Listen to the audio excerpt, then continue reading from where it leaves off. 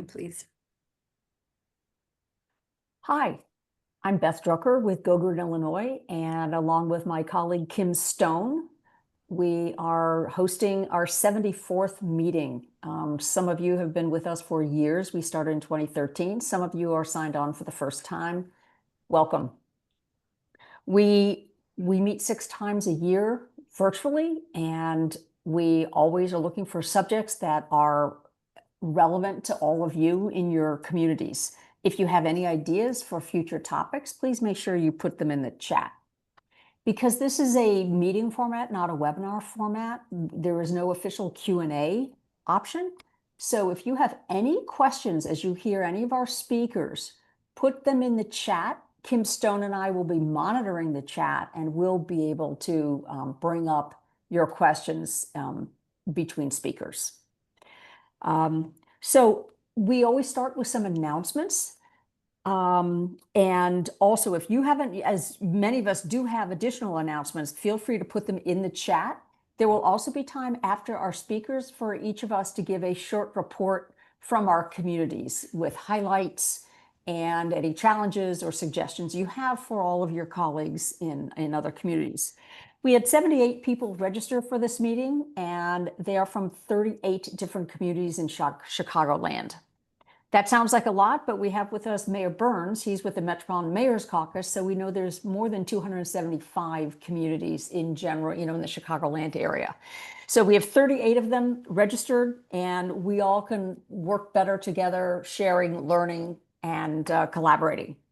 So the Metropolitan Mayor's Caucus is undergoing an effort to find out how many of our communities, those 275, have sustainability plans, environmental commissions or sustainability advisory groups, and also how many of them have sustainability staff.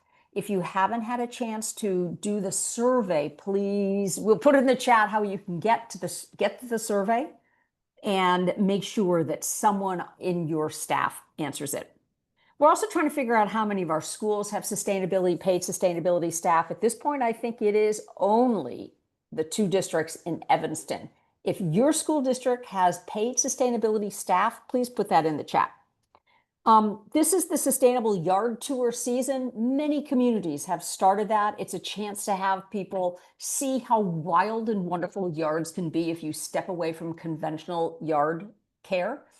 Please be sure to promote each other's yard tours, because it's fun to go to other communities and see them. And if you haven't yet done one, remember, you can do a sustainable yard tour with just one wonderful yard. It doesn't have to be a 5 or 6 house tour. Start with one and see what you can build on. It's also the time to start thinking about hosting an EV car show in your community through National Drive Electric Month. They've expanded it from the week. If you're interested in that, it's really easy to do and very, very impactful. Or make sure you attend and send people to a neighboring EV show that's in the fall.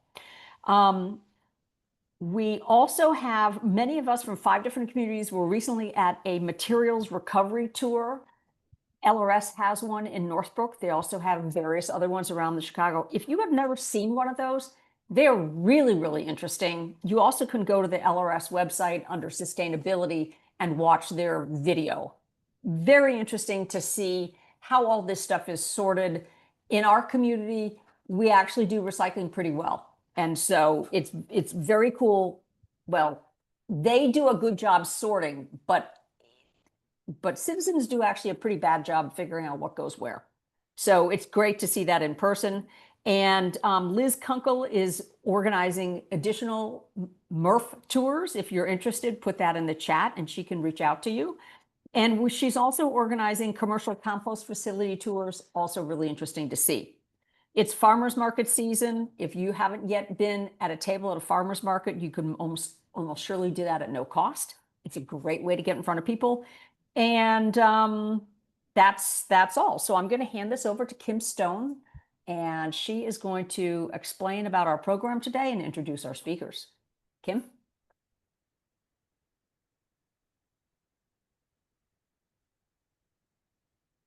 Kim, you're on mute. Yep, sorry. Thanks. Will you take over admitting people? People are still joining.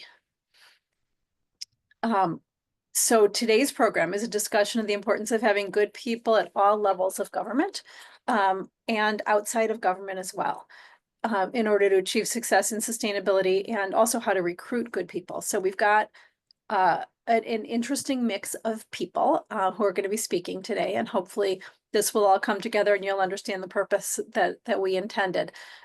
We want to learn about sustainability successes and challenges in different communities and who it takes to make those happen.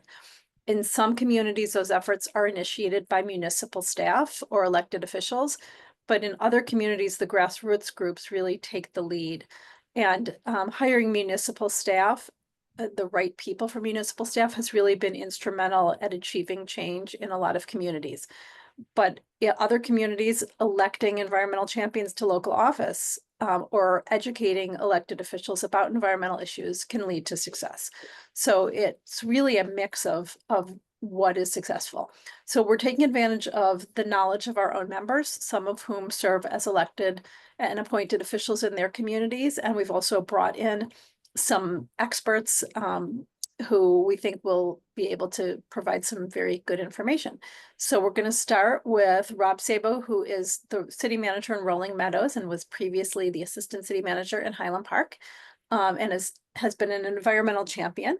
And he's going to talk about some of the success they've had there and how they've approached it. And then that's going to be followed by Kevin Burns, who's the mayor in Geneva. And I'll come back on and introduce the rest of the speakers before they go. But each one has taken sort of a slightly different approach. Jack Hansen, who served on the city council in Burlington, Vermont, and now is the executive director of the Run on Climate, which is a group he started, leads the local climate policy network, which I was a member of for several years, and which provides resources to local elected officials. There's not another resource like that to try and share information and ideas and give us some support. What is putting in place policy locally. And then we've got a sustainability coordinator who's on staff in Downers Grove, Jason Michnick. Then Cindy Grau, who's one of our members and is on the Park District Board in Park Ridge, is going to be speaking about what she's done there. Karen Daly, who's a former environmental commissioner from Glen Ellen. Terry Jens, who's a Mount Prospect trustee. And then Beth Drucker is going to speak a little bit about the success she's had with interns. So it's a very full program, lots of speakers. I'm going to be quiet and let Rob go and talk about what he's done in Rolling Meadows. Excellent. Thank you so much for the introduction. I appreciate that. Can everyone see okay? Yes. Okay, perfect. Well, I will go ahead and run through a few slides. I unfortunately have a meeting coming up right after this, so I won't be able to stick around and we'll have to drop off after the presentation, but my contact information is available here on the screen. You are more than welcome to reach out to me via email or by phone. I'm always excited to talk to any member of the public, not just our residents here in Rolling Meadows, but anyone about our sustainability efforts here and what we are doing in our town that you might be able to bring to your community. When I arrived in Rolling Meadows in 2022, having previously served with the city of Highland Park and working with Kim Stone there, one of the things that the city was just scratching the surface of was starting down the path of establishing its first ever sustainability plan. And one of the big components and things that I learned from my time in Highland Park was how valuable an asset the Greenest Region Compact framework is. For those who aren't completely familiar with it, it is an overarching framework that brings together different environmental sustainability initiatives that have been compiled from different sustainability plans throughout the region. And it's a free tool that communities can use to formulate and put together their own sustainability plans. And so when I got to Rolling Meadows, we have an environmental group that was starting to try to put something together. And I suggested that the framework for the plan be the Greenest Region Compact. And from that, we started to narrow down exactly what the focus points we wanted to have for the 3-year plan that we've established. For the document that we are working off of, it's a document that's pretty comprehensive. It's available on our website. If you're interested, I highly encourage you to take a look at it. But this was entirely done internally. So we utilized our own city staff to put the document together, to work on all of the components of it, and ultimately now in the process of execution. the goal of this plan is to really establish those things that we truly feel that we can accomplish within a near term, things that we have within our control to be able to do at the local level. The topics that you see at the bottom there, from climate to energy, economic development, all of those are areas that we feel that on the local municipal level, we have an opportunity to influence and make change for the better on the sustainability front. We are very big on accountability. So just because you establish a plan, that the big hurdle of creating the plan is one thing, but once you get into the plan existence, it's important that you hold yourself and that the community holds us accountable. And to that end, we have a endless ongoing process whereby we are constantly reevaluating and updating what we've accomplished, how much we've gotten done, and how many things are in progress, how many things haven't had action on them as of yet. What you're seeing here is the update as of the end of the 2024 cycle, which was the first year of the plan. And many of the projects that we're working on are currently in progress because they are pretty overarching. They're big projects that encompass all of the different departments in the city and are very public and forward facing. One of the big things that we were pretty involved in this year is we had the good fortune and opportunity to participate in the Metropolitan Mayor's Caucus's EV Readiness Program. Our community was really thinking about and trying to be forward looking at how do we welcome the next generation of vehicles. You know, as people are starting to transition away from internal combustion engine cars, we wanted to make sure that our community was ready for individuals to be able to charge not only at their own homes, but when they're out and about. We do have superchargers through Tesla at one of our Meyer parking lots, but we're trying to think a little bit more broadly about new development and how does EV get implemented into that development. And so that was a really great program. I'm very thankful to the Mayor's Caucus for providing it. Our staff who participated have been very, very appreciative of the things that we've learned. And you know, now we are in the final stages of determining to what extent or what kind of recognition we got out of that effort. We think about sustainability both on the big and small side. You know, you think about every little bit counts. We recently implemented textile recycling here at City Hall and have a textile recycling box. These are efforts that take very little effort but do make a big difference. And when you really think about how much are we sending to the landfill, whereas how much can we defer and find reuse, textile recycling is one of those low-hanging fruit, easy wins that a community can easily tackle. Beyond that, partnership with our community schools and sister governments, so discouraging vehicle idling and working with them to put up signage. We have a couple schools that have not the greatest queuing, and so a number of people tend to pull up when they're at pickup time, leave their cars running. And so we're working with our school district to really emphasize and focus on how do we get people to turn their cars off while they're waiting to pick up their kids from school. One of the bigger things, and really thinking about the people part of sustainability, because I know that many of you are really actively involved and have a good understanding of what the components of a good sustainability plan should be. But when we think about how do we get people involved, I think the community engagement side is a really important piece of the puzzle. One of the things that we focus on heavily here in Rolling Meadows is bringing people into the mix of sustainability, whether they are actively involved or practice sustainability things in their home or not.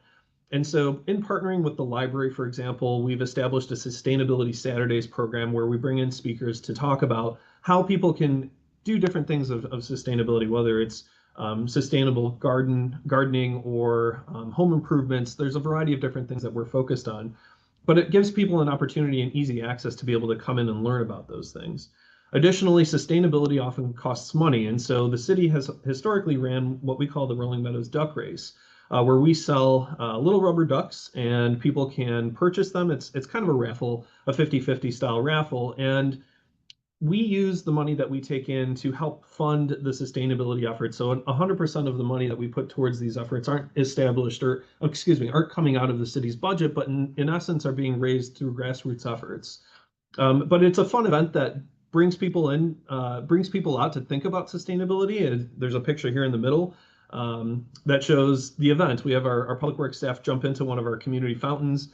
The ducks run down the fountain, and ultimately the first duck to make it past the finish line is the winner. But it is a great fundraising effort, and it certainly has helped a community like ours who may not have all of the financial resources that we can program into our budget to provide funding to be able to do sustainability work. Here's a picture of our mayor and our assistant city manager sporting a duck outfit as we were promoting. the duck race. But to jump into the people side of things, sustainability is something that I think encompasses an entire organization at the municipal level. It's not just your city manager's office or sustainability personnel, it's police, it's fire, it's all of the different departments that are all involved in that process. So first and foremost, I would advocate and say that any community needs to make sure that whoever is in charge, your city manager, village manager, administrator, have a good grasp and an understanding and an involvement in sustainability. Simply saying that a city manager should oversee it and then kick it to someone else, I don't think is enough. And it's very easy for a person in a city manager role whose time is very precious and is being pulled in many directions to say, okay, sustainability is something we're going to do. I'm going to assign it to XYZ person and not think about this anymore.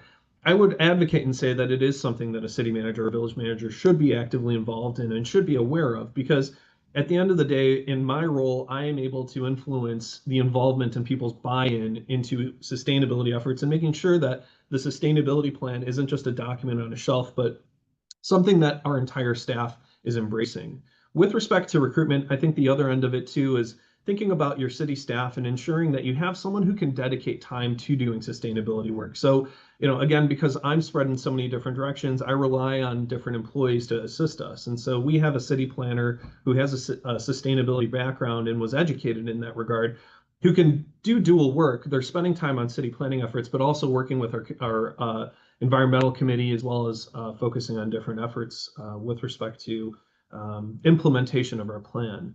On the elected official side, we work a lot to educate our city council about what it is that we're working on the sustainability plan front.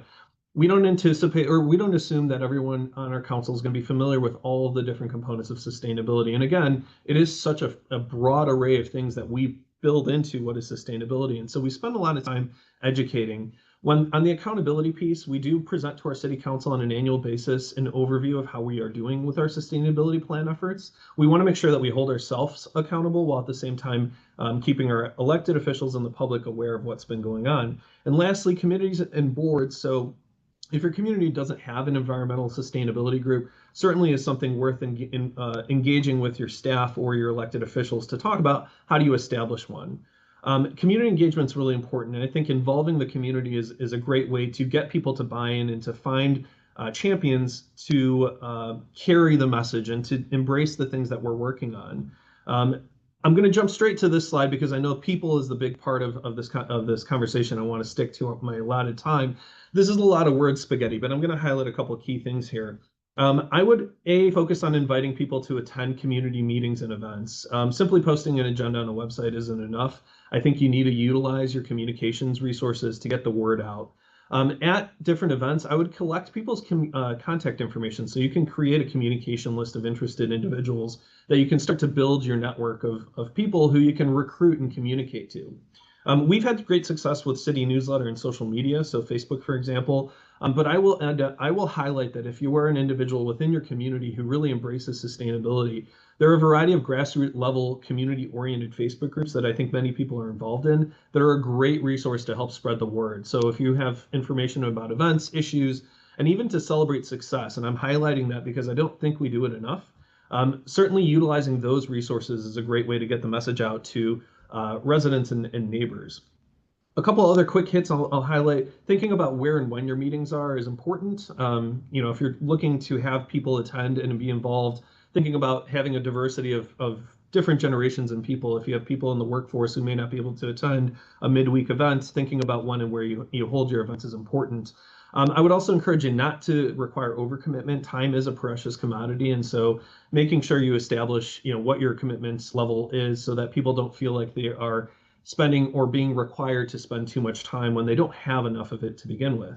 Being welcoming and friendly, I can't emphasize this enough. I've been in sustainability discussions where people go at it against each other with differing viewpoints. I think at the end of the day, it's okay to agree to disagree on things, but always be friendly, because there's no faster way to lose people than to attack someone you may have a different perspective on. I think the goal is to bring people together. Find a good leader and a champion. That is super important. You need someone who's willing to lead and to keep the focus. Again, because of how wide-reaching sustainability is, keeping that focus is really important, because you can easily get into a variety of different conversations rather than focusing on one topic. Lastly, I'm going to lump these together. Run for office, join and pursue appointed positions and pursue careers in local government. We need good people on all three of those levels. There are great career opportunities in local government right now. So if you know someone who's in the up and coming next generation of workforce, there are so many ways to influence sustainability on the local level. Job descriptions more and more are including sustainability as part of what it is that staff are expected to do. So I would certainly encourage anyone to take an active role, run for office. Sometimes I think people are too quick to say, well, I don't think I can do this. It's something that we as Americans can absolutely pursue and do, and we need good people in elected office. And so I'm more than happy to share more. It's a quick snippet because I know that there's a number of individuals who are going to be presenting, but here's my contact information. I will share my PowerPoint with both Kim and Beth so that anyone who would like to take a look at it would have access to it. But again, I appreciate the opportunity to talk briefly about what we're doing here in Rolling Meadows. Sustainability is a core priority for what we're focused on. I'm excited about where we're headed as a community, and certainly welcome anyone to reach out to learn more about what we're doing here. Thank you so much, Rob. I know you have to leave. Are there any questions for Rob in the chat? I don't see any. If anyone had. I had a quick question, Rob. I couldn't tell, do you have a specific paid sustainability staff person? So it is, yes, we have a planner who, as part of their job description, sustainability is a component of it. And I would say if you were to take what amount of time they're spending on sustainability versus planning, it's about a 30-70 split. So 30% of that employee's time is spent on sustainability efforts. 70% is on planning. But beyond that, I had it on my slide, but we use interns. We have had significant success bringing in high school, and in our school district, we have an unpaid internship program. And these students come in and they are absolutely wonderful at pursuing and assisting us with what I'll call the busy work of sustainability. They've done a really good job of assisting us in that regard. It also sounds like you spend a fair amount of your time on sustainability as well. So our assistant city manager and myself, we are together working on a number of sustainability efforts. We're attending events, we're getting the word out, we're doing a lot of the education work. My role primarily is working with the city council on the policy level, right? And seeking that policy input and feedback and direction so that we can then implement on the staff side and execute on the direction that we're getting. Okay. And Rob is a big champion for sustainability, which is why I was sad when he left us, but happy for Rolling Meadows. Yeah. Is there an additional budget for sustainability within your city budget, or is it just baked into other line items? It is baked into line items, so we don't have a specific sustainability fund or account. Rather than that, we take a look at the sustainability plan, and depending on whatever it is we're working on. So for example, EV vehicles, we've programmed that function into our public works budget so that it is sprinkled throughout our budget. The reason that I've approached it this way is that I don't want there to be a single-handed, like sustainability is only 40,000. I think if we do it on a priority-based budgeting approach where we take sustainability and build it into the different buckets that we have in the city, we're more effective in being able to allocate resources into different areas. And it really also embraces the idea that it is a citywide effort. The other thing that we do utilize heavily is we do have what's called the Community Events Foundation. And this Community Events Foundation is a nonprofit that is the fundraising arm to bring in money. And then that's what we collect and also pay out and utilize. That gives us some flexibility without having to utilize the city's purchasing processes and use a nonprofit approach to blend how it is that we are paying for and pursuing the different initiatives we're working on. Okay, thank you. I know you've got to go and we need to continue the program. So thank you for being here, Rob. Yep, thank you so much. Mayor Burns. Good afternoon, everyone. I'm Kevin Burns, the mayor of Geneva, Illinois. I just began my 25th year as mayor. I've called Geneva home for 52 years.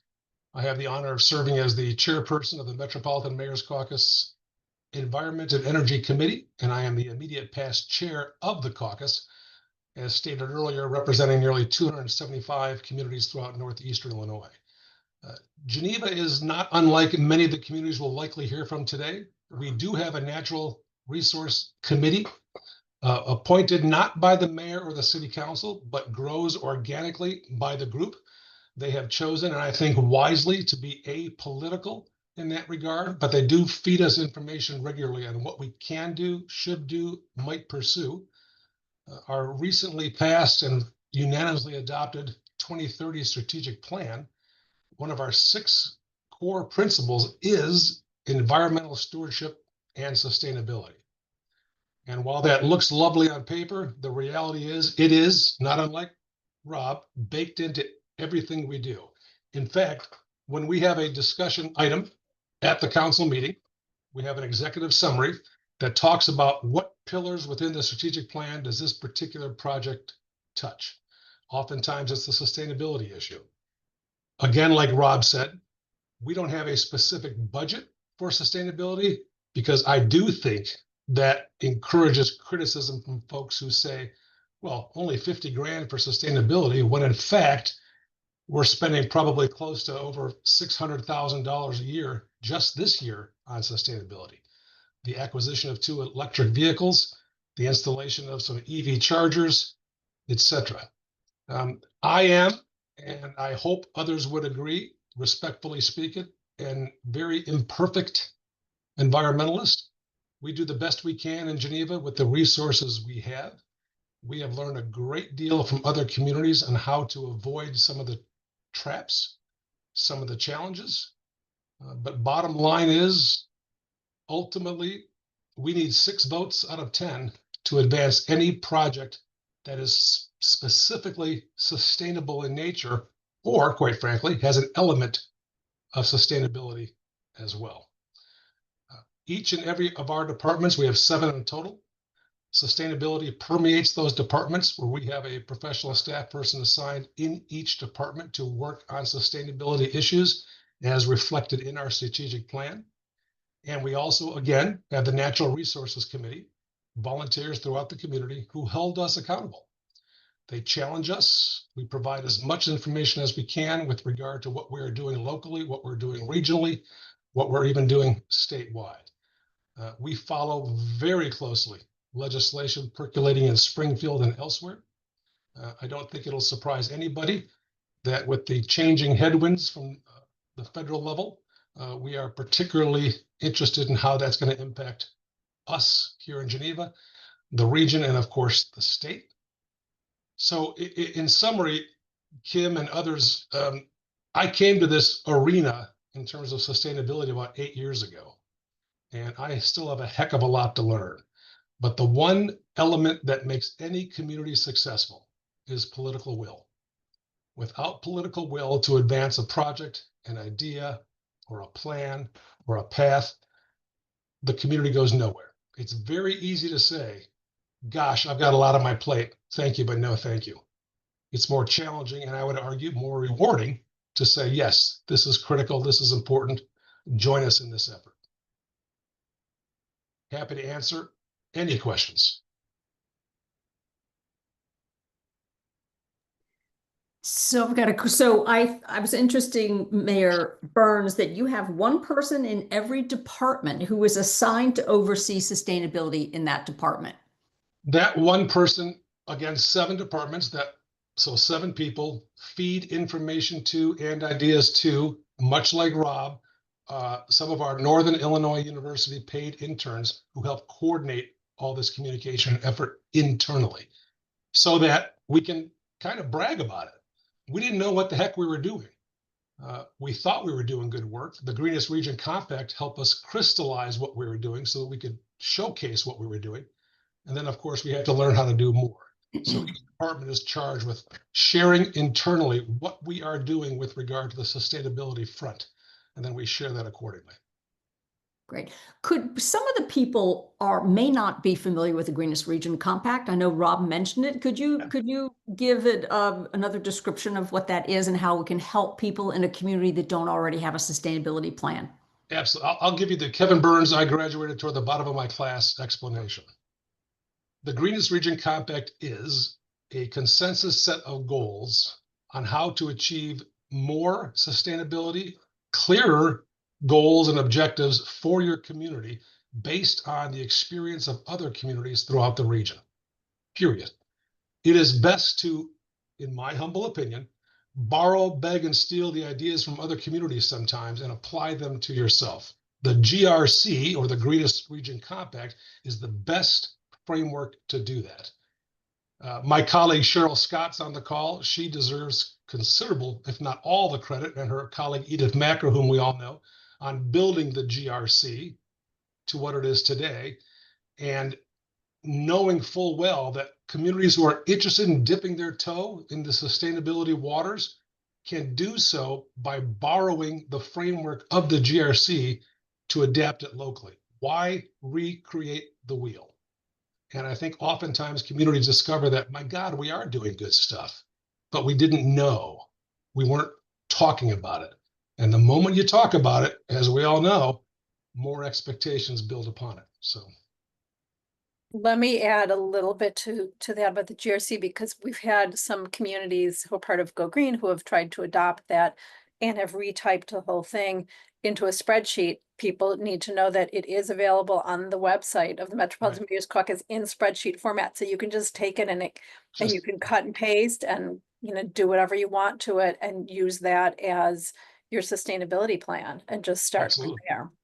And the Greenest Region Compact, ladies and gentlemen, to join requires the city council of your community to pass a resolution saying we will become a Greenest Region Compact community.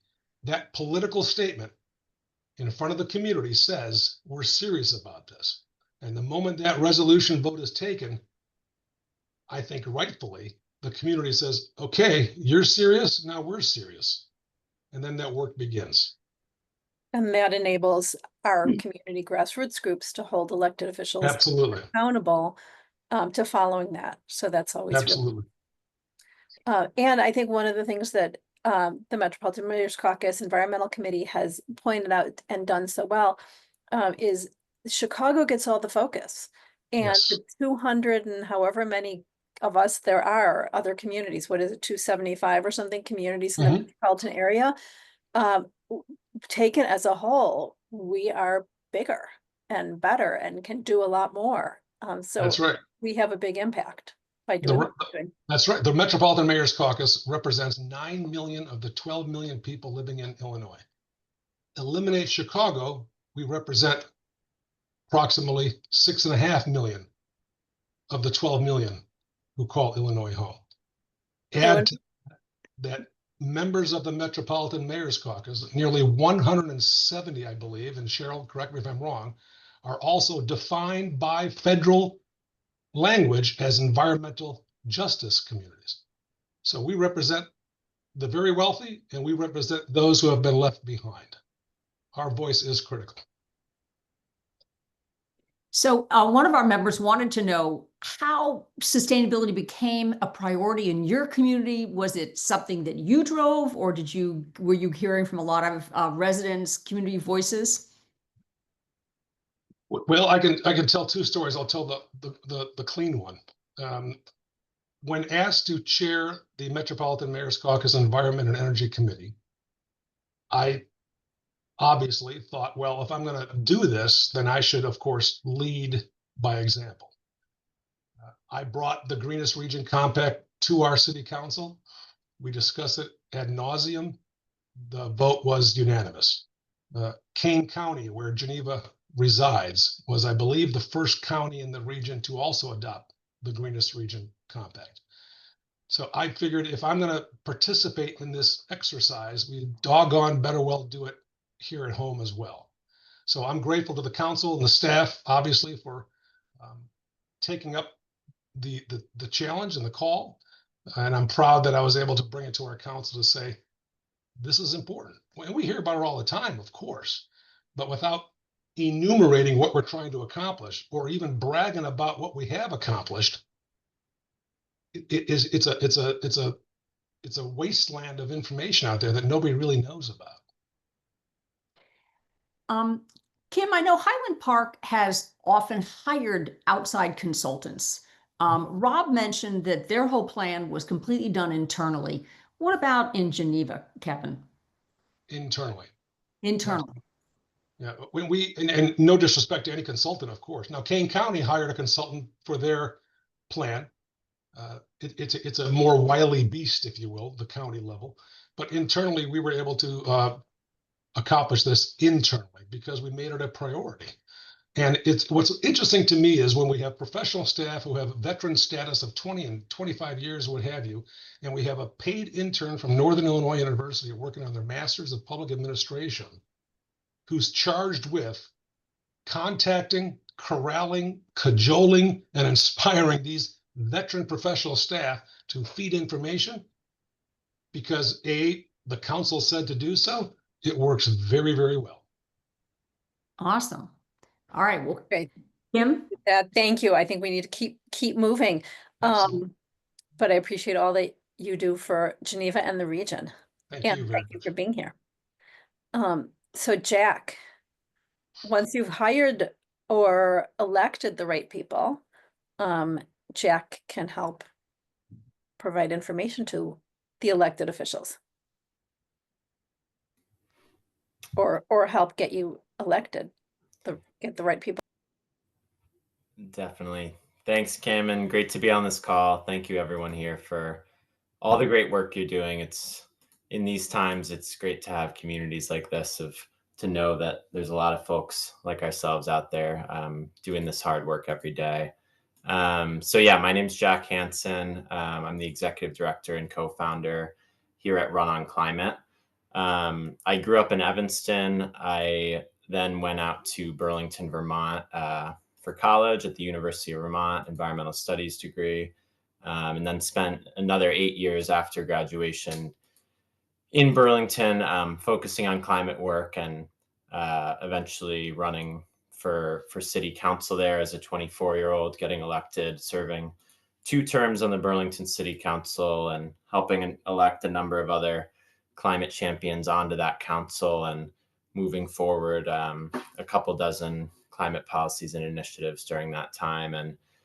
And once I was reelected for my second term, a few of us in Burlington decided to launch an organization to really be a catalyzer and a support system for folks like yourselves who are trying to do this work at the local level, but are often under-resourced in doing so.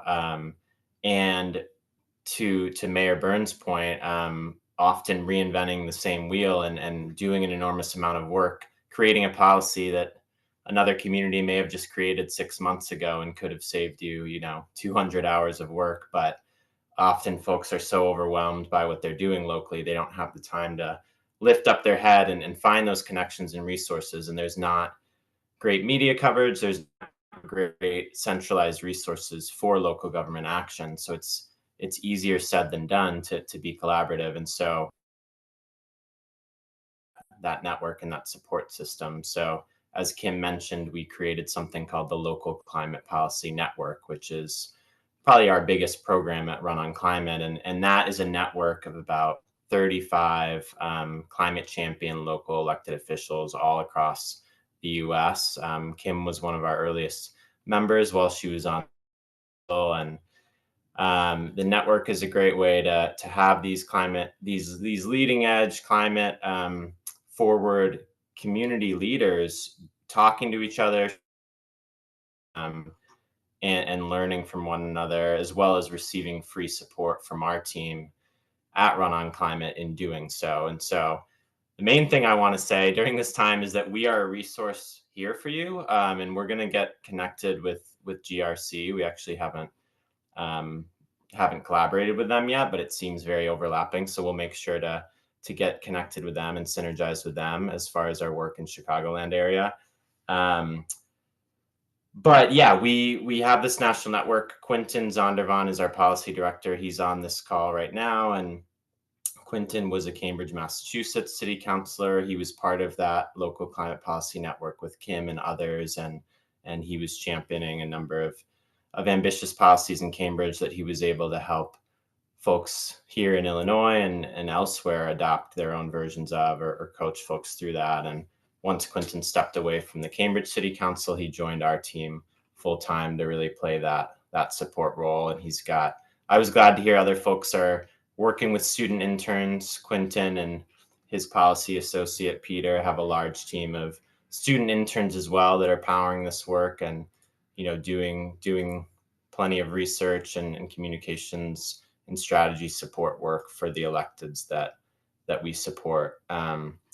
So I'll put a link in the chat for anyone interested in learning more about this local climate policy network or joining it.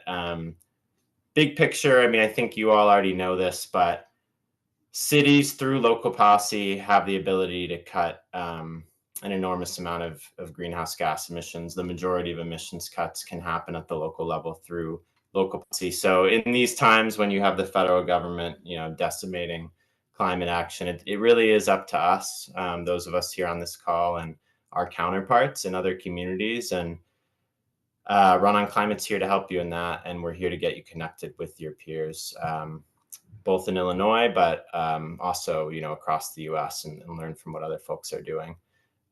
Kim mentioned too, we also have a political arm of our work too. We do have a 501c4 as well, and so part of our work is electing new climate champions into office. We find that a lot of communities are on board with sustainability, but you do need that champion within local government to actually do the work, develop and pass and implement the policy. So yeah, sometimes that's just the missing piece, is getting one or two more local champions into local government to kind of unlock the potential of communities. So we do that work electorally as well, and we're also able to do lobbying work of directly advocating on contentious votes. So we can support in that capacity as well. If you have a big policy that you're trying to pass and maybe you're falling one or two votes short, we can work with you to try to get your colleagues on board and pass it. So that's a little bit of a summary of our work. And I don't know if Quentin wanted to jump in and add anything else, but I would love to follow up with anyone who wants free support for us in advancing municipal policy. Quentin, anything I missed? No, you covered it. Thanks, Jack. It's nice to see you all. Nice to see you, Kim. Yeah, feel free to reach out to us, policy@runonclimate.org, and we're happy to help. So Jack, just to clarify, you are funded somehow so that you can provide consulting services to communities at no cost to them? That's correct. Yeah, we're funded by individual and foundations and corporate supporters who believe in our mission and want to support us. So we're fully nonprofit. Okay. Kim is an elected official. What do you have some comments? Yeah, Run on Climate was invaluable to me. As a local elected official in a small community, we have no staff, we have no support really of any sort to do this work. So having Run on Climate able to provide some sample policies, to put me in communication with people in other communities who had passed things so we could discuss how they got these things passed there. Something as simple as there was someone from Boulder, Colorado, and also Quentin in Cambridge, Mass. Both of those communities have electric fire trucks, and I was able to talk with them about how they did that and put our fire chief in touch with their fire chiefs to see whether it was something we were able to do here. So there are things like that, or we have a tree ordinance. I know many of our communities, including Wilmette and Glenview, have been really champions on tree ordinances. And some of the communities on the East Coast don't have those things. So that was helpful, where I was able to send the tree ordinance on to people in communities in Vermont and elsewhere where they were looking to do those sorts of things. And there's also a lot of sample policies and information for local elected officials and that many of our Go Green groups can use on the Run on Climate website, which I believe is now in the chat. So people can take a look at that and get that information and bring it to your elected officials, bring it to your staff and your community. Yeah, thanks for those specific examples, Kim. And our work is primarily in buildings and transportation, since those are the biggest sectors of emissions, but we get involved in other areas as well. And yeah, we have a lot of publicly available resources and info. I'll put a link to that in the chat. But our whole mission is to support you all who are doing this work at the local level. So please don't hesitate to take advantage of what we're offering. We want to help you in doing this work and moving it forward. Thank you. I appreciate you being here.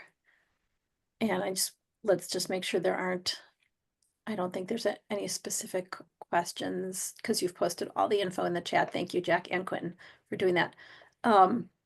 So we're going to keep going to Jason, who is the Sustainability Coordinator in Downers Grove. Thanks.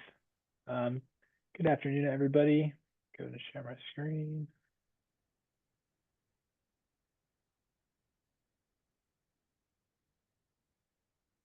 All right, so I'm here to share a little bit about my experience as being a sustainability staff person in municipal government.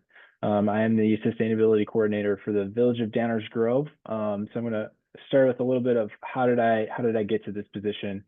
So the Village of Downers Grove took about a year from first starting conversation on sustainability seriously and leading to my hiring. So back in January of 2023, one of our council members brought up the idea of joining the Greenest Region Compact. And a couple of months after that, staff went through the Greenest Region Compact framework and did an evaluation of current and past efforts towards sustainability to see whether or not we were a good fit as an organization to join the compact. Found that there was pretty general alignment with a lot of the past actions. Quite a few of our village past efforts aligned with the goals of the Greenest Region Compact or the strategies in there. They did at that same time, though, discover while trying to complete this evaluation that there was a limited amount of reporting and self-evaluation, and then the efforts across the organization were very decentralized. But because they determined that Downers Grove did generally align well with the Greenest Region Compact, they did formally join in March. That led into the period of that summer of 2023. The Village of Downers Grove does something called long-range planning, which is kind of a mix or hybrid of both strategic planning and financial planning.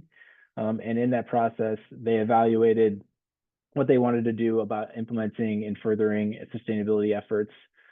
Council was presented with a couple of options, whether it was kind of no changes, but that we were doing all right, to look at using the Greenest Region Compact as an occasional evaluation tool similar to what was done in March, or to go forward with creating a formal sustainability plan and hire a dedicated staff person. They ultimately elected to do both of those last bullets there, create a sustainability plan and hire a dedicated staff person. And I officially started with the village in January of 2024. So while all of that was going on in the background, I think this is really important, especially for this group, is there was a group of environmentally conscious residents that really began to advocate for all of these things. They were the ones that pushed council to consider joining the Greenest Region Compact, to create a sustainability plan, and then also to create a dedicated position within the organization towards sustainability. And that group, Greener Grove, eventually became a 501c3. And one of the awesome resources that I really hope all of you tap into in your communities are young people. So here on the right is actually just a clip of a council meeting from August 2023.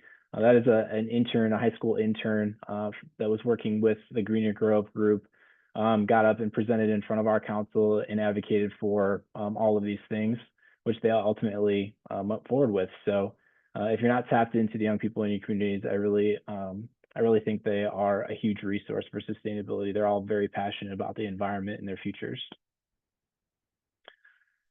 So within Downers Grove, my position exists within the village manager's office. I report directly to our village manager. Some of the benefits of this structure, I think it makes it easy to work across departments and jump in on projects.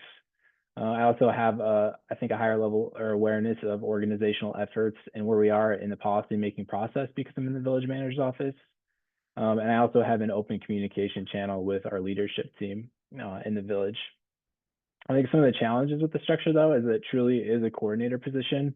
There's very little that I am directly responsible for in terms of implementation. I generally have to work through other departments and other people to implement a lot of our efforts.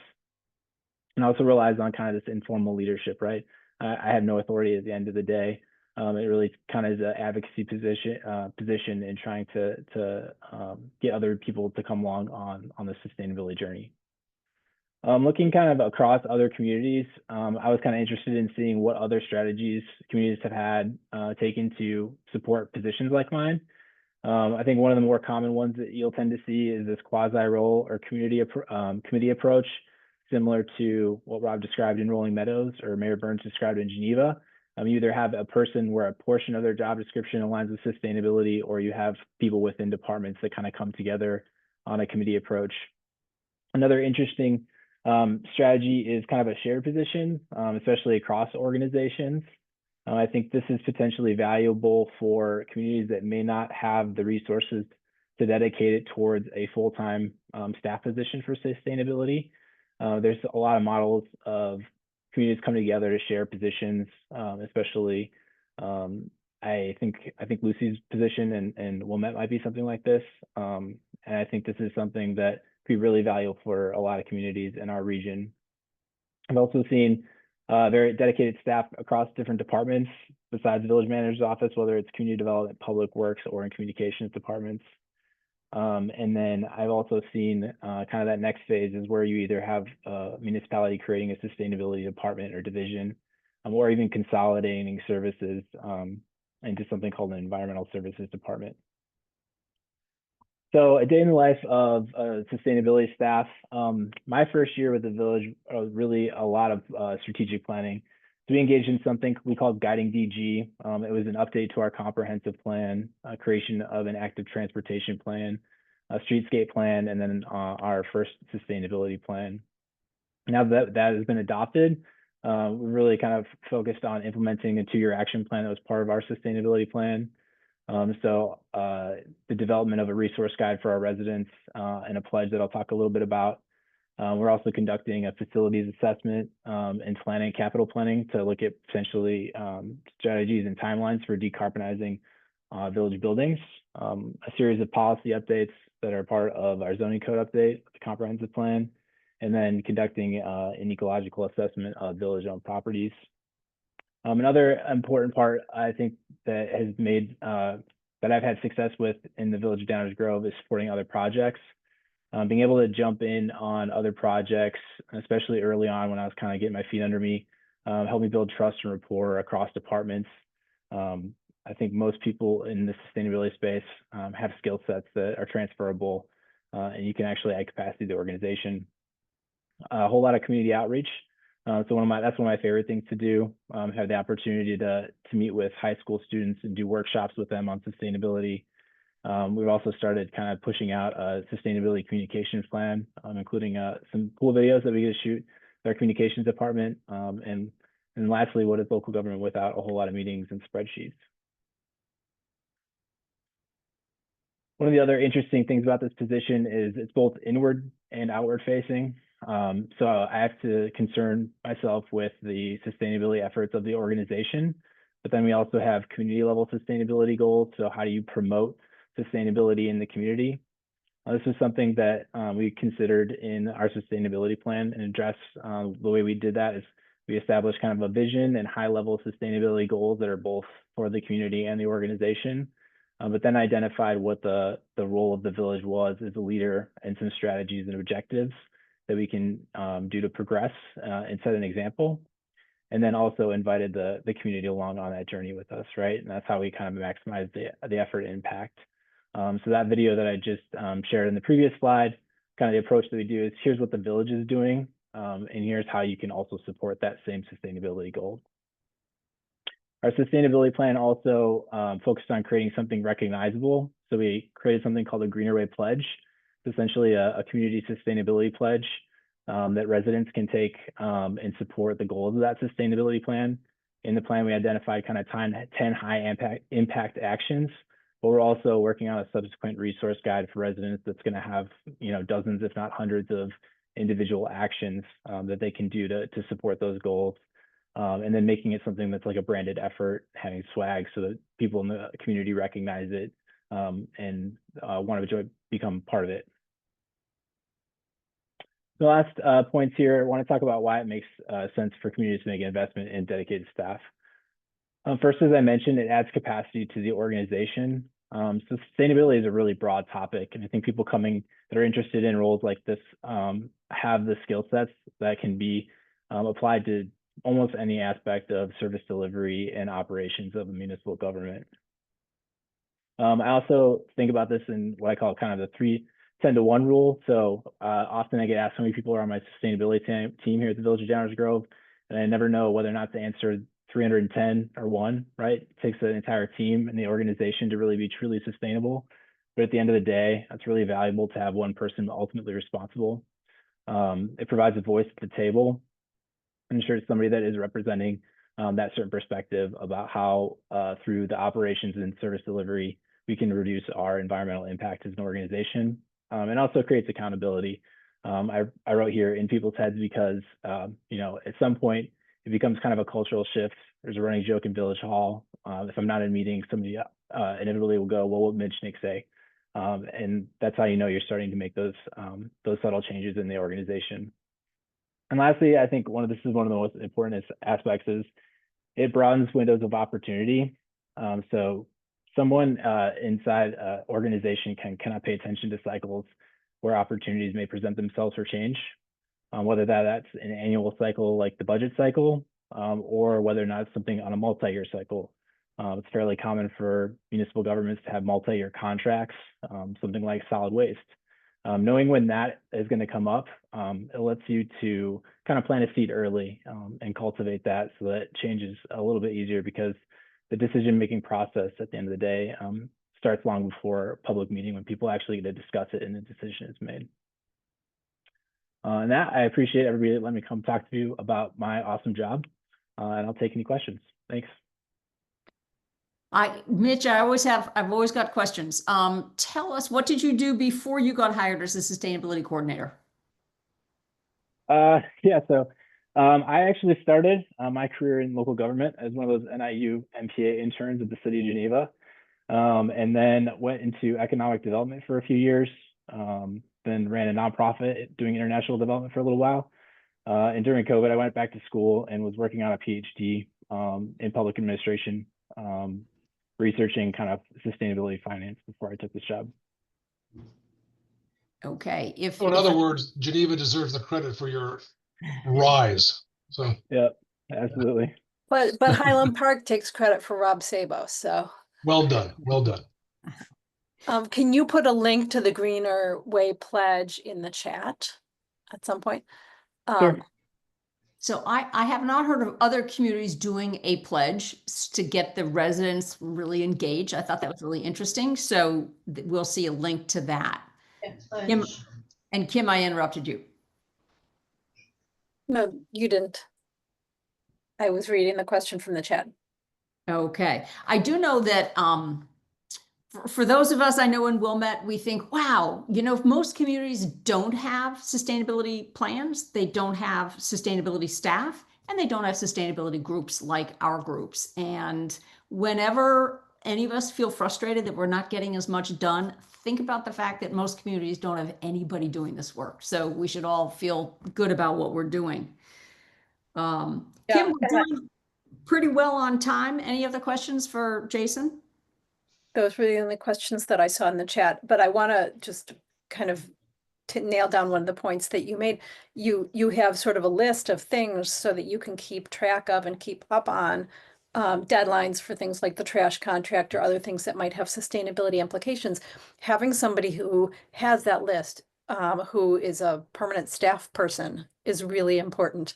I am no longer on the city council, and I continue to get emails from the organizations that I'm involved in, like the League of Illinois Bicyclists, League of American Bicyclists, all of these groups, and Highland Park is a bicycle-friendly community. So the deadline is coming up for the application for that, and I had to forward that on, and thankfully I did, to make sure that somebody on staff has that on their calendar.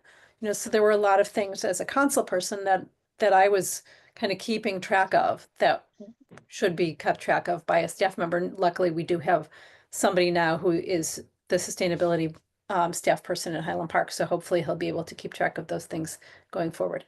So thank you for all that you do, Jason, and thank you to Mayor Burns and Geneva for getting you involved in sustainability. No, it's Although a those pleasure. NIU interns are amazing. We had Yep. some, They are extraordinary. yep.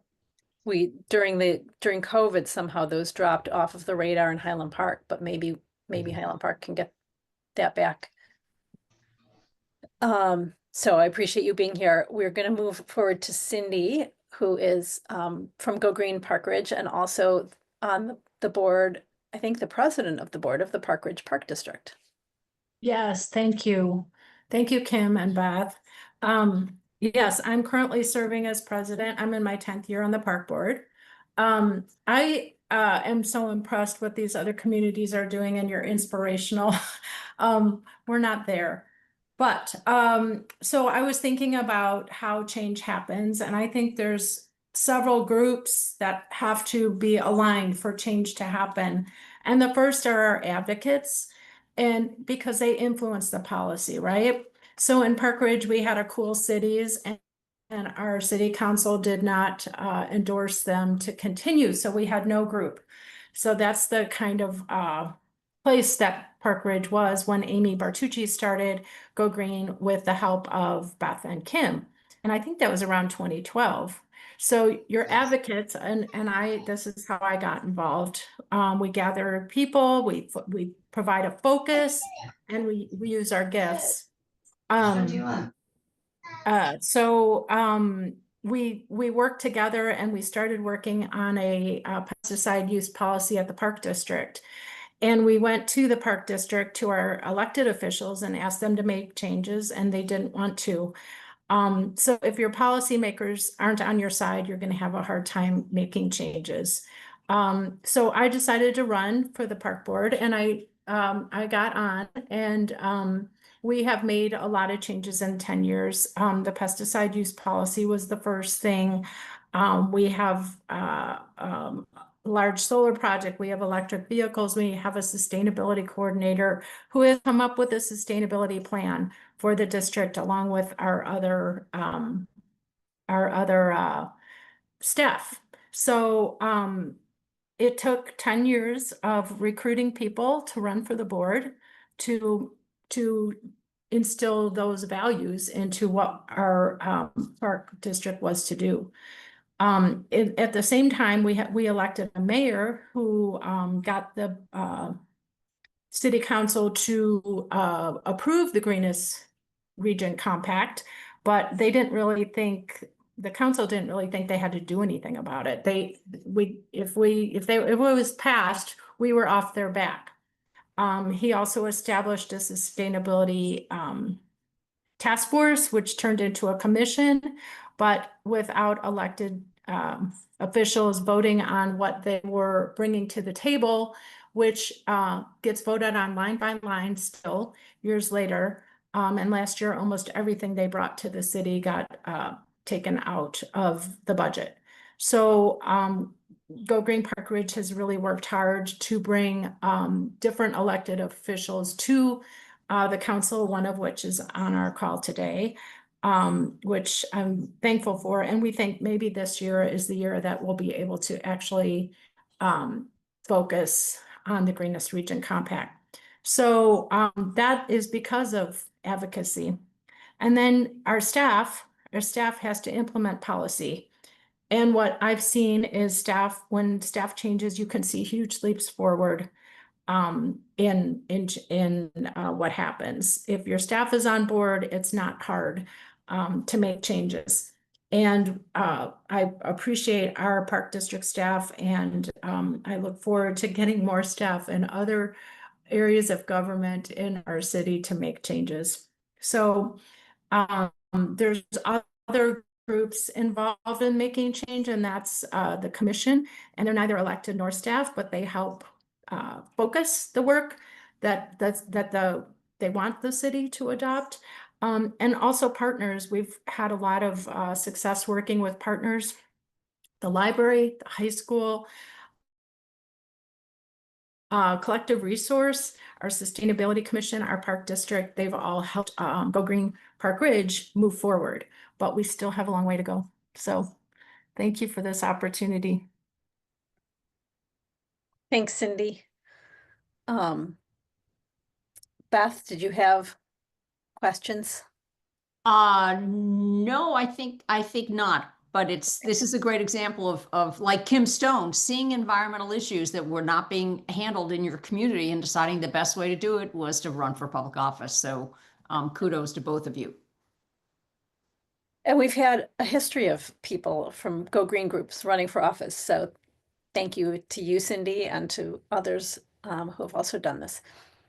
Karen Daly from Glen Ellen was on the Environmental Commission and is going to talk about her experience there. Hi, everybody. And I apologize in advance for my shaky camera. I'm in the basement of my parents' house. I just brought my mom back after a month in the hospital home. So she's upstairs resting. But so I apologize in advance for that. I wanted to just mention I was on the Environmental Commission for 3 years. And while I was on the Environmental Commission, I met Jacqueline Casaza, who speaks a lot in this group. And we co-founded Go Green Glen Ellen with a lot of help from our Go Green Illinois friends. And because of our work on the Environmental Commission, we recognized that in our community there was a need to have kind of a community outreach linchpin that would help the village of Glen Ellen and all of the different other nonprofits and partners and organizations kind of have a means to work together. They weren't necessarily working together on sustainability projects in the past. The village of Glen Ellen also has a comprehensive plan, and that was being redone, and there wasn't any sustainability language in there.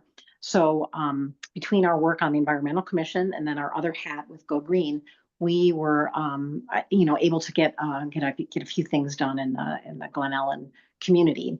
And I want to harken back to, I guess, one of the reasons this call is happening, or the fundamental idea, is in terms of getting good people around you. And I think part of the structure and frustration there is that, to murder a metaphor, you kind of have to dance with all the people at the dance that you go to, because it's difficult to be able to pick and choose, kind of who you work with.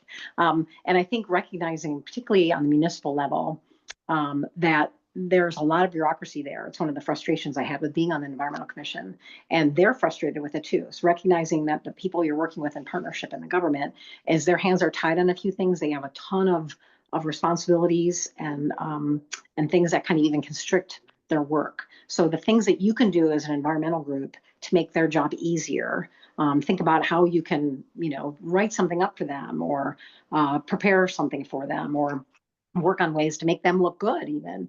That can really help get things moved along, because it's easiest for them to say no because they just have so many competing priorities. And so I think that's a really important point. And the second is harnessing there's so many great people out there that have the same passion that we all do. And Jack and I also always mention, whenever we've met any of them from whatever organization they are, we get energy from that. We get excited again. We get, oh yeah, new ideas. Whenever we have this Go Green meeting, we get new ideas. So I think part of it is finding those people who give you energy and people who give you ideas, and bring them on board. And we've found people all over the community. And I'm just going to list a few groups that we work with at Go Green that we've sometimes connected with the village and sometimes just work with on our own. And they involve everybody from the library, the park district, where Park District was huge. Partners with Go Green on the Sports Swap, which is happening this weekend, for example. We work with the Downtown Alliance of Glen Ellen, and we've worked with them on downtown events and making them have a lot less plastic. That's been a big focus of ours. The Chamber of Commerce, the same thing. Those are two different groups. We work with Scarce, which is very, it's in Addison, so it's very close to us on projects that they're working on, and they help support ours. The League of Women Voters, I'm on the executive board of the League of Women Voters of Glen Ellen, and they work very closely with the school district and Go Green on a anti-idling effort. So they've been tremendous. The school districts have been really helpful with that effort as well. East Branch 2-Page River Trail efforts that we're trying to create this a bike path. So they're an organized group. And then just like Glen Ellen Children's Resource Center, taking some of the things from the Sports Swap and working with them in terms of what their needs are, and other charities and nonprofits like EcoShip, for example. So creating this coalition of people who are like-minded, who want to get stuff done. So you just have to find what those places of impact can be, and just work with them, because I feel like there are people out there that are passionate and excited, but if you can be kind of a linchpin to try to make things happen and try to make their jobs easier to make that things happen, or connecting them. Oh, there's somebody at the library who might be able to help us with a meeting space and some publicity for that. And that can go a really long way. Back to the comprehensive plan just really quickly. So there wasn't a comprehensive plan, and I feel that holding people accountable and getting it in writing with sustainability goals are really, really important. So Go Green worked with the Environmental Commission to get language in there. And we showed up to every village council meeting. We made presentations. We just made sure we knew that we were watching them. We gave them the language, and they incorporated it almost, I would say 99% of the language that we wrote, they incorporated into the comprehensive plan around sustainability. And that, in those words and that language, lay the steps for a sustainability plan, which is being actually currently created for Glen Ellyn. There's no sustainability manager, but we've got their attention now, and a lot of people are aware of the need to have sustainability goals. Great, thank you so much. Uh-huh. And it's amazing to me that we've got speakers from region wide. We've got west suburbs, we've got north suburbs, we've got south suburbs. So it's really encouraging to see people working on sustainability issues around the region, which was not the case when we started this group. So we are going to move on to the last speaker, Terry Jens, who is a trustee in Mount Prospect. Hi there, everyone.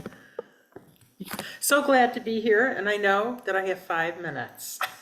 So I wanted to make sure, and first of all, to say that you are all inspiring, and I wanted to thank you for all of your hard work. I wanted to thank Beth for inviting me to speak, and that I'm available for questions later if you have any questions of me and things like that. So I currently am a village trustee on the board of Mount Prospect. I wanted to kind of segment my little speech into a few areas. So passion, superpowers, look in the mirror, Aretha Franklin, the multiverse, and breathe. I think I've got that all. So passion, you all have a passion. We have a passion because we're here to save Mother Earth, okay? So you have to harness that passion and let other people see that passion. And personally, of course, this talk is from me personally. Once you start understanding how we're all connected and how we have to respect Mother Earth, we start to respect one another and hold each other with more dignity, okay? That can stretch to fellow human beings. Superpowers. Everyone's got at least one superpower, okay? If you don't know your superpower, find out, because that is what is going to help you reach your goals, run for office, whatever those are. And one thing that helped me figure out my superpowers is a book that a former boss gave me about 20 years ago called Now Discover Your Strengths. It has something to do with the Gallup poll. You have to buy a copy because then when you take the test or whatever, you get the customized thing. And when I saw what it gave me, I was like, oh my gosh, okay, these are my superpowers, these are my strengths. And it really helped me hone my skills and talents and know where I was going. So I would, if you don't know your superpower or superpowers, I think you should find out, okay? Especially because we're trying to save Mother Earth. So, look in the mirror, okay? Why do I say look in the mirror? Because who's gonna solve this problem? Guess what? You are. You have to run for office. So when you're sitting there trying to figure out how to help, and no matter what level you're helping at, eventually you need to get a seat at the table, okay? And that's looking in the mirror. It's us, okay? I started off jumping in on the library board when there was a vacancy. I started off starting a progressive women's group called We the People in the Northwest suburbs. When Trump got elected, I did a lot of activism getting Democratic people elected. And you know what? I think more needs to be done. So anyway, when you think it's not you, no matter what you have going on, just run for office, because people will help you. You know, you have a community around people who will help you, people who will watch your kids, people with advice, people will help you, because we have you know, I think there's a great interest in helping to save the earth, and people will help you do it. So if you want a seat at the table, you have to take it. Okay, let's see. Find people who share your values. And that way you can respect yourself and other people. And this is where I thought of Aretha Franklin and her great song, right? RESPECT, respect. I have found that my style of working is to listen to other people. I come from what used to be a predominantly red district. It's been shifting purple, but I serve as a nonpartisan official. I was elected for my second term now for 4 years. And in the beginning, we had a mayor who doubted climate change. So we've been working slowly. I do a lot of work in the background, one-on-one with my board members. I respect what they do, even though we may not agree on things. And so that respect, I think, is so important, you know, to find commonality, to build bridges, because otherwise we can't really do this type of important work. I just happened to listen to this phenomenal podcast. It was on Ezra Klein, and he was interviewing Sarah McBride. Now, those of you who don't know Sarah McBride, she used to be a senator. Now she's a congresswoman in Delaware. She's the first openly trans congresswoman. And she talked a lot about not being absolutist.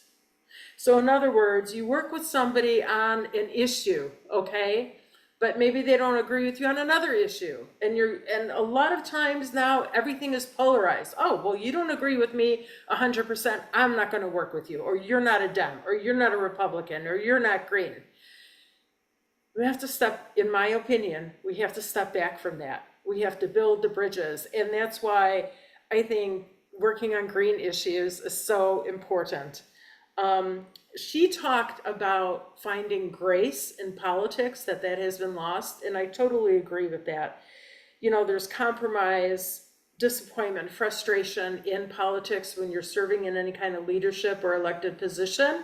It takes time, okay? It's not quick work.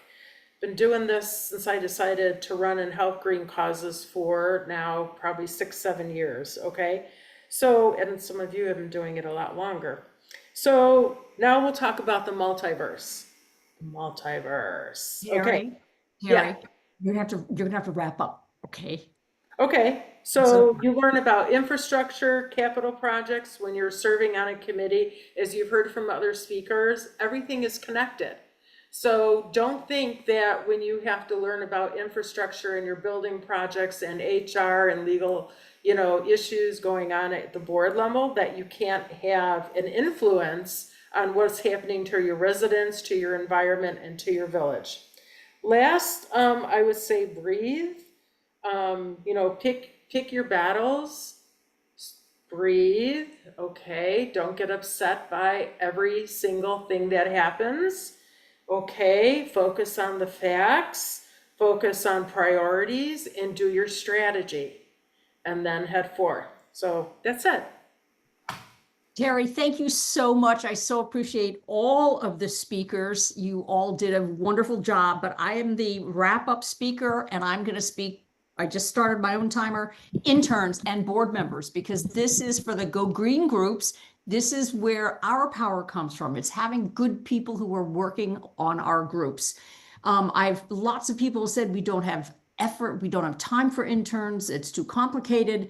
Interns, as you've heard, can be an incredible benefit to your organization. So I would encourage you to all consider interns, high school, college, post-grad. You can really help launch their careers. We have an internship document, which is posted to the resource section of Go Green Illinois. It's a one-page document. You can just use it, make it your own. It can be fun, interns can be helpful, and you also can encourage them to take leadership and come up with projects that they want to do through their internship with your organization. It was an intern that started our beach cleanups years ago. Those still continue because of an intern who took the effort to do that. So again, they can be amazing. Do not hesitate. You can find them through your local high school. You can find them through your local college. So if you have any specific questions about finding interns or working with them, feel free to contact me about that. Also, now, board members. All of us who are, especially if we're a 501c3, we need board members, or else if you're not a 501c3, you need leaders. You need planners, organizers, and leaders for your group. And it is hard to find those people. We are all busy, and it's really critical that you let people understand that this is a way to take their concerns about what's happening and actually make a difference, that we can take what they would love to see happen and give them an opportunity to make it happen by getting involved with your group. Some groups have cast a wide net and put notices in their newsletters saying they're looking for board members. I see this regularly because I read a lot of the newspapers. And yet I was just told by a group that even though they did that, they didn't get anyone come forth to say they wanted to be board members. So a lot of it is talking one-on-one, looking out and finding these people. It's important that you tell them that sustainability is important, both in what we're doing, but also their efforts. We have to work at a pace that's sustainable so we can keep doing it. It's also important to define a role. What would it take to be a board member or a leader?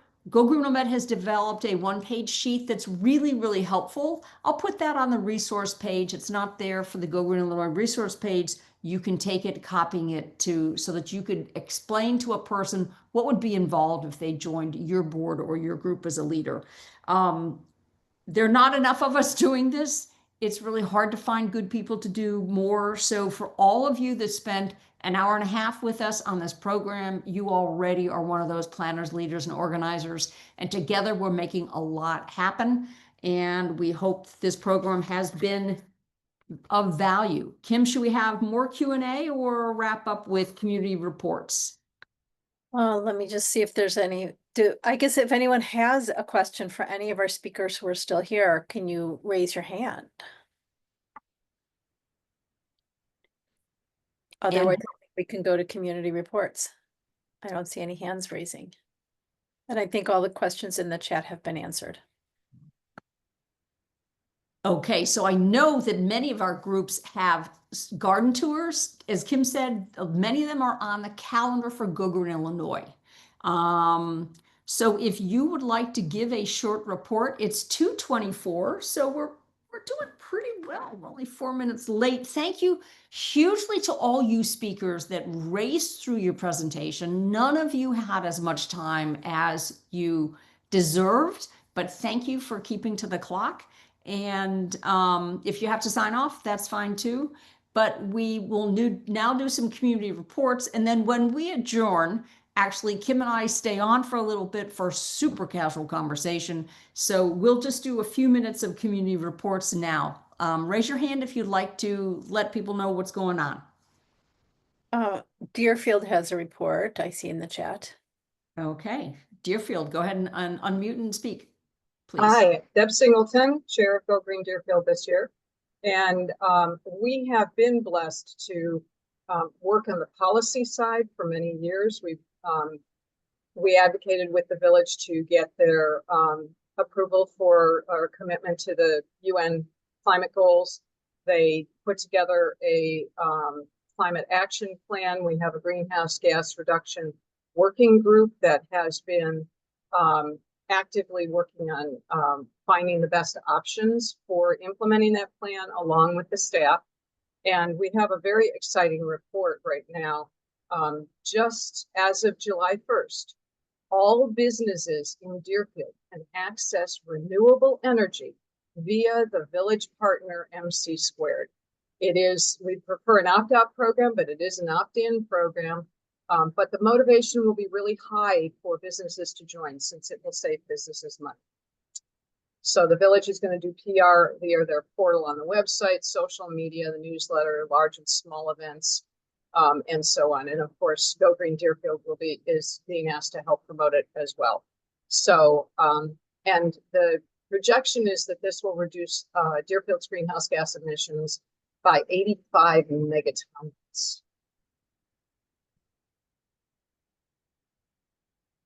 Wow.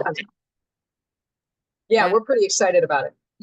That's awesome. Okay, we're gonna run through these fast because people have so much good news. And by the way, Go Green Deerfield's garden tour is amazing. I went on it last year.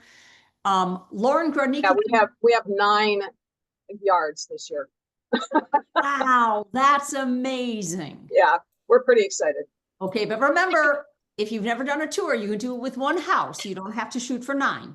But Absolutely. That's really so cool. That is changing how people handle their yards. Thanks. Lauren Grodnicki from Skokie, you're on. And then Seema, you're on deck. And others who have reports, if you could raise your hand, then we'll get you queued up easier than in the chat. Raise your virtual hand. Yes. Your little yellow hand. Yeah, because that puts you at the front of the screen. Okay, Seema. No, I was gonna go. Oh, I'm sorry, Laura. I'm Grodnicki from Skokie. I'm sorry. We actually just hired an intern who's helping us create and publish videos about how to recycle different materials in Skokie. He's also helping us transition our website to a host server that is more environmentally friendly than our current host. We're in the process of choosing one, and things that we're considering are how much energy it uses, whether it has carbon offsets, and how much it costs because we don't have any money. We also had tabling events at Juneteenth and Pride events in Skokie. We got 10 people to sign up at Juneteenth. Pride was not well attended because it was murder hot that day. We're still continuing our block party composting program, and we've had a couple of requests already this year.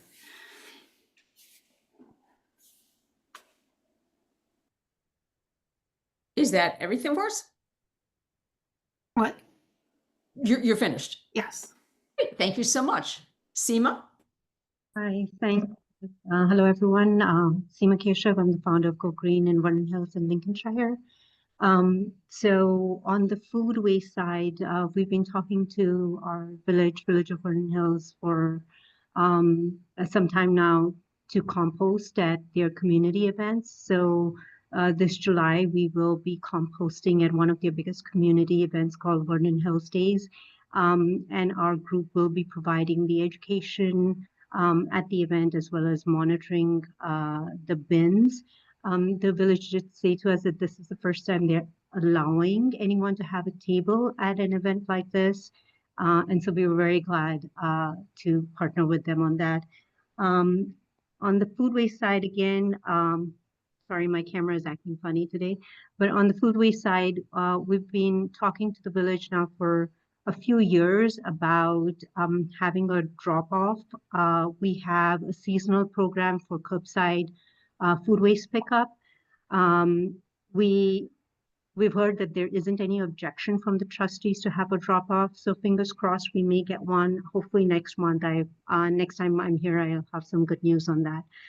On the plastic side, we're having towards the end of July for Plastic Free July, we're doing something different this time with our library. We're doing a sustainability studio where we're talking to people about swaps in the kitchen and the bathroom. And then we're doing a demo on how to make your own deodorant, providing samples and how to make hummus at home to avoid the single-use packaging. And the last thing I'll say is we have a couple of high school students. Actually, one of them was sent to us from by Beth. She's in Vernon Hills, and she was looking to volunteer. So Beth sent her to us, and she's been great. So the students have been helping us come up with a Bring Your Own Cup campaign. So what it involves is talking to cafes about the advantages of marketing to customers on bringing their own cups for drinks. And they would have a signage that they would put on their visibly on their counters or on their windows that they accept customer owned cups. Again, this is to avoid all the single-use waste. That's Great, thanks. Mary Monday, Glenview. And then Joanna Endo, you're on next. So very quickly, Greener Glenview got a grant this year for a pilot drop-off food scrap program. It started today. And the major thing is that we've gotten coverage from the Tribune, who sent a freelance reporter to our launch program. And an article appeared in the announcements. And then the Sunday Tribune picked it up this last Sunday. It was about drop-off composting in Glenview. And yesterday we got an email from a WBBM News reporter who wants to know how things go in the first few days. So we may be on the radio. We had no idea that composting was such a hot topic, and we are thrilled. So Vernon area, Vernon Hills, I hope you get it, and we hope that our nose is under the tent with the village, because Public Works is one of the drop-off points and the library is the other. We're hoping with our sustainability plan underway that something might come of this. That's all. Wow, great report. Joanna Endo, tell us where you're from, please.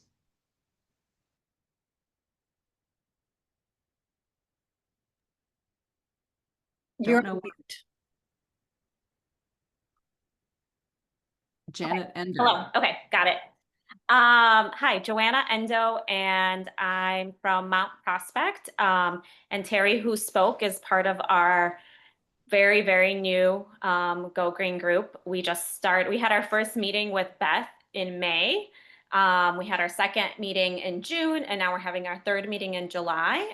But we've already been doing or are doing quite a bit. She kind of gave us the green light, and so we just started because summer's the best time. So a few things that we've done and will be doing. We had a farmer's market table just one time, but we gave away 170 native seedlings and talked to a lot of people that day. We met someone who wanted to be our intern. So we have an intern. She's helping out at a few of the events that we're doing. So she just is starting with us. And so it's just nice to have an extra pair of hands. I'm home with my kids in the summer. And so there's another teacher that I'm collaborating with, and we're doing something called Go Green Kids at local parks, just meetups. It's actually the first one's today at 3:30. And each week we're talking about a different pollinator. So we're doing native bees, butterflies, moths, and fireflies. And then the kids do a little craft, and then the kids just get to play and parents get to connect. So it's something that we can both do with our kids, and we're doing it anyways. We're going to parks. So that's fun. And then Terry and I are helping to organize a native garden walk. So we have 4 homes so far. We're hoping to have 4 or 5. And that's going to be August 17th. And we're going to be at our block party, sharing a table with the sustainability committee. And then one last thing that our intern is hoping to help with, and we haven't figured out all the details, but to do a pop-up table in our community about reusing and recycling textiles. And one of her thoughts is that she really likes to design and draw. And so we were thinking of having her design some decals that we can then just iron on. People can bring their old shirts, like plain shirts that are stained or, they want to repurpose. And then we would provide the decals so then they can iron them on and they can have Go Green t-shirts with, a design that she created. And then also teach people how to reuse their clothes in other ways, like kids' pants. You can make them into shorts if they have holes in them. And, so we're really excited. Those are kind of the events that we have. And sorry, and one last thing, part of the reason that I really was excited to start this group was because I already was doing some things with the park district. Our park district, there's a park called Hill Street Nature Center, and there's a park and there's a beautiful walking path. And Joanna, yes, you're sorry. gonna have to wrap up. I'm so sorry. Okay. So anyways, come and help pull invasive garlic, mustard, and invasive buckthorn at our local park. So we're doing that with the park district. Sorry. Thanks so much. I guess I'm on next. I'm gonna set the timer for myself. I'm sorry. I'm gonna talk really, really fast. GoVernoMed had so many different things happening this summer that we finally, for the first time, started using Sign Up Genius for all of our volunteer needs, and it's been a godsend. So think about that if you are trying to get volunteers for a lot of different activities. We have 3 interns this summer. They're awesome. I'm really enjoying. They're doing a great, great job. We have our Sustainable Yard Tour, July 20th. You're all invited to come see our yards. EV and Bike Show, September 20th. If you can't organize your own, please come to ours. The Village of Wilmette, with Lucy Mellon's amazing leadership, is setting up 3 or 5 drop-off composting sites to augment our curbside composting. They're not public yet, but it's going to be soon. They also have provided a triple bin waste station that's being offered to all local block parties. They will drop it off and pick it up, and it's really going to help our neighborhood learn about proper garbage waste disposal at their parties. We have a big village party called our own Big Block Party. The village is organizing the composting, but GoVernoMed helps with the volunteers. We're working with our large buildings, setting up meetings to help buildings go green. We're trying to get restaurants to do food composting within it, and we're failing again for the second summer to get restaurants to agree to a food composting pilot. We've organized a tour of the Wild Mile. If you don't know what the Wild Mile is, check it out. When it's finished, will be a 1 mile long floating biologically diverse park on the North Branch of the Chicago River. That's on July 29th. And we're also organizing a tour of the Climate Action Museum for August 13th. That is Chicago's very own Climate Action Museum. You can learn more about that on their website. And there's always lots more going on, but that's my 2 minutes. So cede to Kim Stone. Okay, thanks. And then I've got 3 people in the chat who can't raise their hands. To raise your hand, go to the react button. It should be there, but Kim knows who you are. Yep, I've got the list. So Go Green Highland Park is doing a Monarch Madness event at the end of July. We are partnering with the Park District on a sports swap. We have our Sustainable Yard Tour happening this coming weekend. And information about all of those are on the Go Green Highland Park website, which is gogreenhp.org. And then we are doing a strategic planning retreat tomorrow and have had a couple of people working very hard on getting the documents together and getting kind of the agenda figured out for how we can be most effective at trying to plan our year going forward. So I've got Cindy next, and then Wendy, and then Karen. I'm back. Go Green Park Ridge has been focusing on compost this year, and we had a big win. Whole Foods signed up for 20 totes. We're excited. They're contributing tons of food scrap to collective resource. We're going to be our Sustainable Yards Walk is this Sunday from 9 to 1. We have our first EV show, July 19th, uptown from 10 to 1. And that same morning, we're at the farmer's market giving away free under-counter food scrap bins with a pledge to compost. So that's something new we're trying. And then we're also doing a tree sale right now through August. So that's it. Thank you. Wendy. Hi, Oak Park Climate Action Network, and we have a lot of things going on, but I'll just highlight a few of them. First, I want to shout out to Run on Climate, which has provided us with, this is the 3rd summer we've had an intern with Run on Climate, and they've been a great help with research of all kinds. We've been tabling at events, partnering with the Village of Oak Park on all kinds of initiatives, including getting the word out on energy grants available to homeowners. The village has allocated $800,000, and now our big challenge is getting the word out to people who can make use of this money to make their homes more energy efficient in all kinds of possible ways. The other thing we're working on is trying to get the village's compostable program, curbside compost pickup program, which is available as an opt-in for people on the municipal contract. That's buildings with 5 or fewer units. We want to make that an opt-out program to spread the word. But for people who are not eligible for that, the village has 5 24/7 available drop-off sites for organic waste, and anybody can walk up and dump their stuff there, which is great. But a lot of people don't know about that. The last thing I want to mention, among the other events that we have coming up, in addition to celebrating Oak Park Climate Action Network's 5th anniversary this month, we are organizing a webinar to encourage people to sign up for community solar, and that will be for Sun Day, which is Sunday, September 21st, which is the equinox. It's supposed to be a national set of events, local and more widespread, to encourage people to make use of the sun's energy. So that's a very quick wrap up from Oak Park Climate Action Network. Thank you.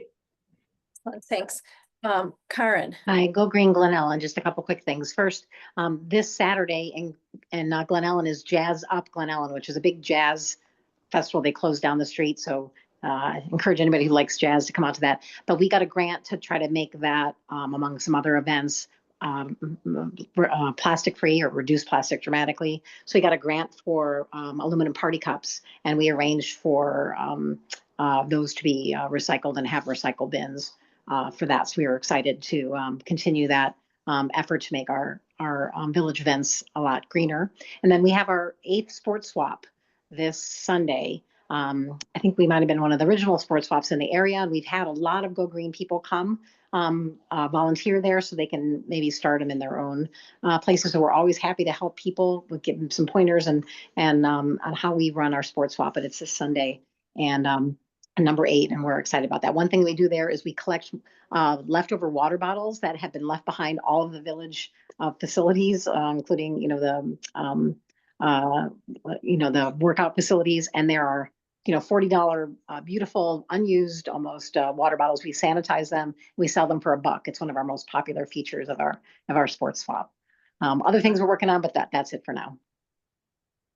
That's amazing. We had a little more difficulty getting our park district to agree to the sports swap, but we're finally going to do our first one this year in Highland Park. So if anyone has additional events that they want to promote beyond their community, please use the post an event button at Go Green Illinois' website.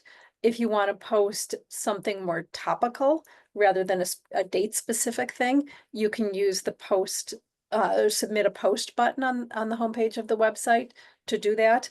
We do not have the capacity. Beth and I are volunteers. We have no staff. We manage the website ourselves. So we don't have the capacity to respond to all of the requests we get for people who want to send things to our list or post things on the website, but we have set it up so that everybody can post things themselves. And then I go on and review it every couple of weeks. So please post things there, which will get a broader reach. With that, Beth, do you have anything else? No, I don't think so. I think we can officially adjourn. Kim, why don't you and I stay on so we're officially adjourned. Thank you so much for hanging in that extra 15 minutes. It's always great to hear what other people are doing. And our next meeting date is September 9th. September 9th. Send us your ideas. Kim and I really appreciate good ideas from all of our members for our meeting topics. Oh, we didn't even talk about the Hey, it's Erlene. I wanted to make sure that Cindy had an update that we're now doing 2 swap outs a week at Whole Foods Park Ridge, up to 30 totes each. Wow. So Whole Foods isn't doing this just at that Whole Foods? No, we also do Evanston, and there's some other Whole Foods that are hopefully coming online in the Chicagoland area with us. So working on it. Wow. That's awesome. That's awesome. Yeah, it's been That's great.